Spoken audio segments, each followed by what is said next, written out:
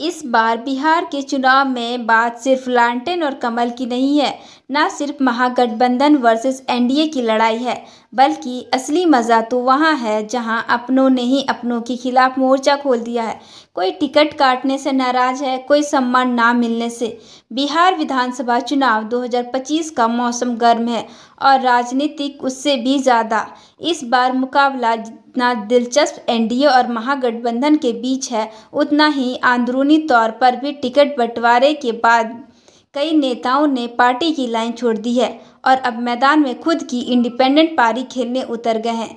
नतीजा ये है कि बिहार की राजनीतिक अब दो मोर्चों पर लड़ रही है, एक बाहर वालों से, दूसरा अपने ही बगियों से। अब देखिए, आंकड़े खुद कहानी कहती है। अब तक 50 से ज़्यादा बागी नेताओं को उनकी पार्टी ने बाहर का रास्ता दिखा दिया है। इनमें से सबसे आगे है रजत, जिसने अपने 27 नेताओं को निष्कासित किया है। यही नहीं, जेडीयू ने 16 और बीजेपी ने 6 नेताओं के दल विरोधी गतिविधियों के आरोप में पार्टी से बाहर कर दिया है।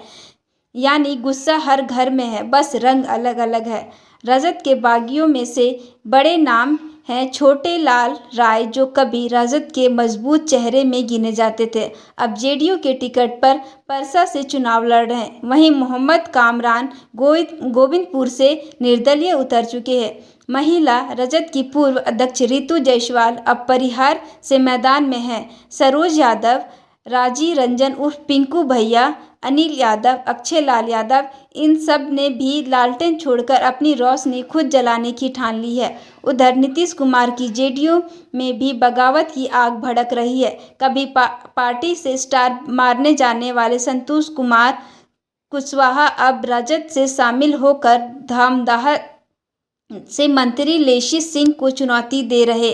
श्याम बहादुर सिंह, गोपाल मंडल और दूरदर्शन जैसे पुराने नेता भी अब निर्दलीय किस्मत आजमा रहे हैं। नीतीश कुमार के लिए ये हालात किसी डैमेज कंट्रोल मिशन से कम नहीं है और बीजेपी भी इस आग में अछूती नहीं रही है। कहलगांव से पवन यादव, बहादुरगंज से वरुण सिंह और गोपालगंज से अनूप श्रीवास्तव सब ने पार्टी से दूरी बना ली है। पार्टी ने कार्रवाई की और 6 साल के लिए 6 नेताओं को बाहर का रास्ता दिखा दिया है। लेकिन अब सवाल ये है कि इन बगियों का असर कितना गहरा पड़ेगा। दरअसल बिहार की राजनीति में बागी हमेशा गेम चेंजर रहे। पिछली बार जमुई की चकाई सीट पर निर्दलीय सुमित सिंह ने एनडीए और महागठबंधन दोनों को धूल चटा दी थी।